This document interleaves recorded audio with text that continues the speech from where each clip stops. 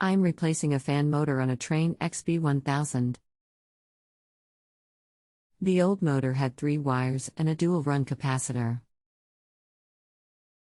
The new motor has 4 wires and they sold me a capacitor that appears to be a single-run capacitor. Do I wire it with the OEM capacitor or try to use the new capacitor with the motor and leave the old capacitor wired to the compressor? Hello, does the new motor have 2 brown wires? One brown/white. Great. Those 2 browns go to new capacitor. The other 2 straight to each side of contactor. The dual will run the compressor and the single the fan. No other wires go to new cap. Only the 2 browns. Okay, so the other 2 wires on the old capacitor, I assume for the compressor, stay where they are, and I leave both capacitors on it.